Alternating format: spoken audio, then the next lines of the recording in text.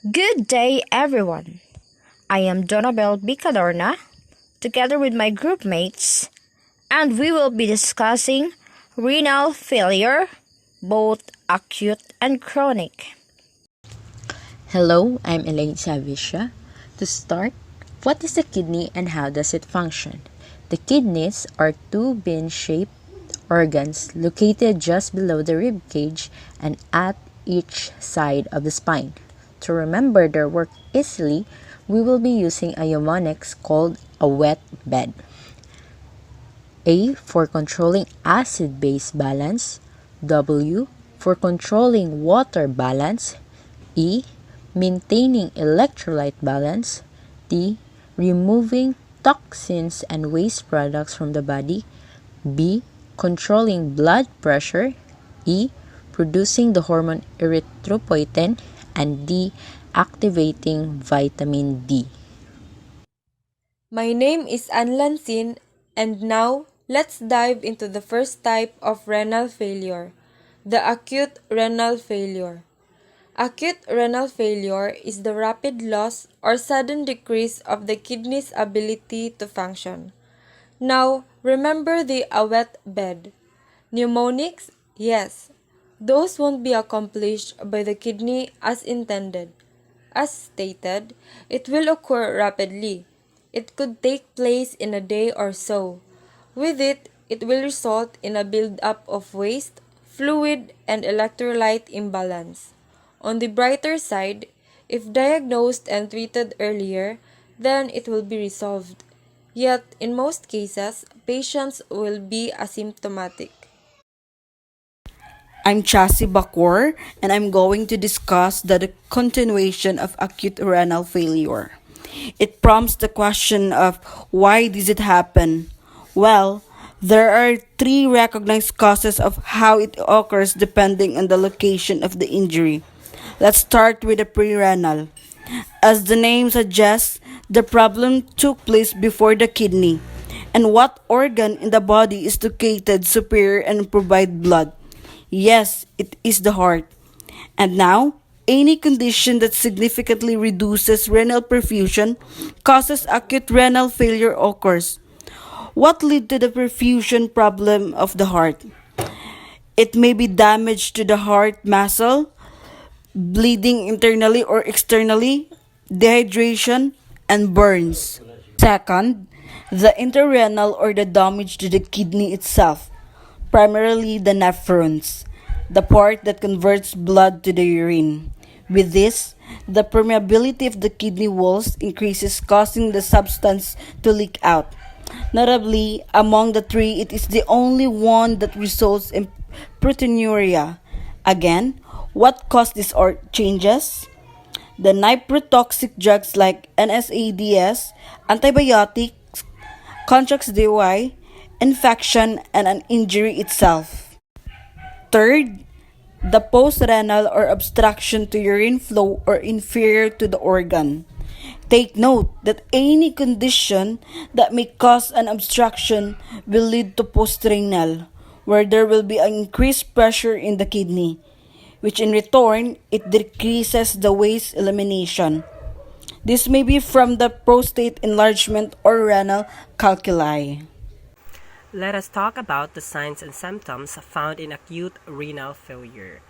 Shortness of breath, fatigue, confusion, nausea, weakness, irregular heartbeat, chest pain or pressure, bloody stools, high blood pressure, seizures, edema, oliguria. Sometimes acute kidney failure causes no signs or symptoms and is detected through lab tests done for another reason. I am Love de la Victoria. How do we confirm that an individual definitely is suffering from acute renal failure? Well, this will be the diagnostic test needed to be done to confirm the suspicion. Number 1 is the history and physical test. Number 2, blood or urine test for creatinine level. This is the greatest indicator of kidney filtering function, for creatinine is the byproduct of the muscle that is solely filtered from the blood via glomerulus, and it is not reabsorbed or secreted in the nephron. The normal level of it is between 0.7 to 1.4 milligrams per deciliter, and any deviation from it indicates the kidney failure. And I am Cecil Jane Mangiran. Number 3. Blood test for glomerular filtration rate or GFR. The rate of blood flow through the kidney or how well the glomerulus filters the blood. A normal rate of it should be 125 milliliters per minute. Additionally, BUN or blood urea nitrogen, it indicates the amount of waste product found in the blood. If it exceeds the normal level of 20 milligrams per deciliter, then waste products are through the roof in your system. Number 4. Imaging tests. Gains access for the physician to see the kidney well. Number 5. Percutaneous biopsy. So let's continue to discuss the management of renal failure. Number one management is to monitor vital sign, input and output, and daily weigh. This is to assist fluid and volume excess. And also, we need to monitor the BUN and creatinine. Monitor also the level of consciousness of the patient to determine if the client may be suffering from renal encephalopathy. Number two management is diet. Diet, low protein or restricted. This is to prevent an increase in urea or BUN. High carbohydrates, for it is the first source of energy, and with it being sufficient, then fats and protein won't be needed to be broken down. Low sodium, low potassium, low magnesium, and phosphorus. Low or retained fluids, this is to prevent fluid overload. Number 3, provide adequate rest. Because with increased activity, then the body will consume more carbohydrates, which depletes the level and result in fats and proteins being broken down as well. Number 4, for the medication to name a few, we have apotin alpha, iron, and folic acid resolve anemia. B. Diuretics, prevent fluid volumes exist. C. Calcium and vitamin D supplement, compensate for hypocalcemia. Since we are done with the acute, we will now discuss the chronic kidney failure. Chronic kidney failure is a significant loss in renal function over a period of more than 3 months or years, and it is irreversible. As we all know, nephrons are a functional unit of the kidney. Yet, how is it able to do so? So the nephron is a two-step process network composed of the glomerulus, which filters blood, and the tubule that returns needed substances to your blood and removes waste products. The glomerulus is not able to filter proteins and blood cells unless it is impaired, and the tubules do not reabsorb creatinine. With this information, we can infer that the stages of chronic kidney failure will be determined by measuring the GFR, or the glomerular filtration rate, which is again the rate of the glomerulus to filter waste, ions, and water into the blood, with a normal level of 90 to 125 ml per minute. Signs and symptoms: hypervolemia, itching, shortness of breath, altered mental state, and oliguria rest found in the list. Good day everyone, I am Arjimi Salas. The next slide will be the stages of chronic kidney disease according to the National Institute of Diabetes and Digestive and Kidney Disease Health Statistic. Early stages usually are asymptomatic. The stage 1, kidney damage with normal renal function, glomerular filtration rate above 90 per minute but with proteinuria 3 months or more. Stage 2, kidney damage with mild loss of renal function, glomerular filtration rate 60 to 89 mm per minute with proteinuria 3 months or more.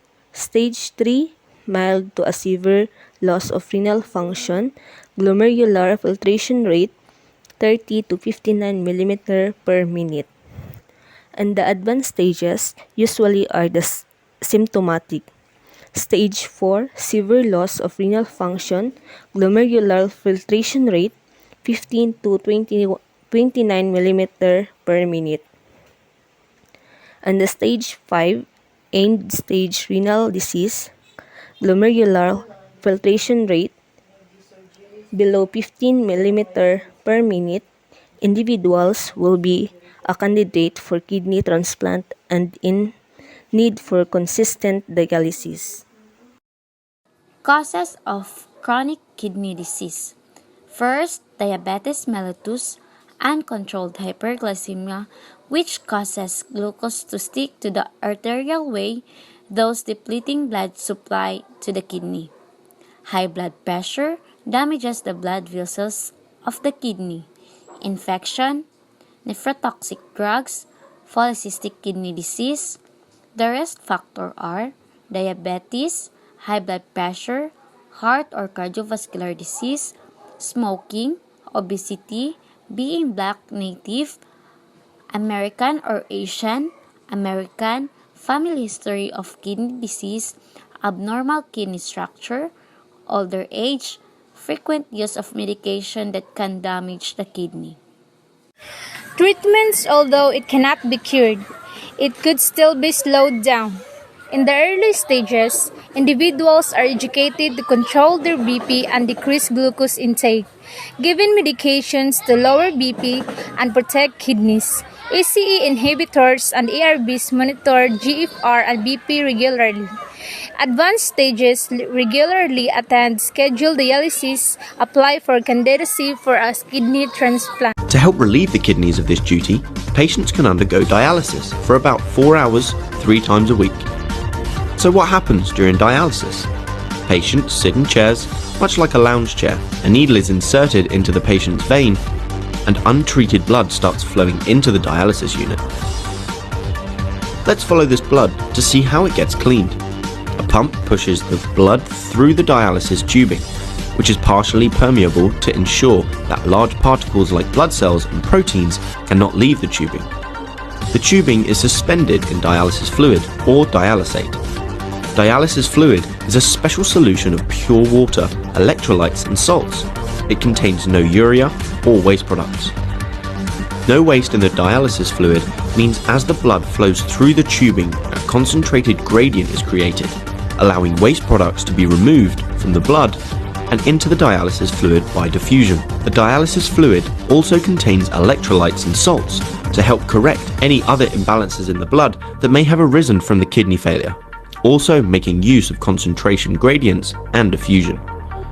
Sometimes glucose is also included in the dialysis fluid, either to remove excessive fluid from the blood or to provide the blood with more glucose if it's lacking. Once the blood is thoroughly filtered and cleaned, it returns to the patient through their artery. The used dialysis fluid is then disposed of. While dialysis can replace the work of a failed kidney, it can be very uncomfortable and time-consuming. For this reason, some people instead opt for kidney transplants.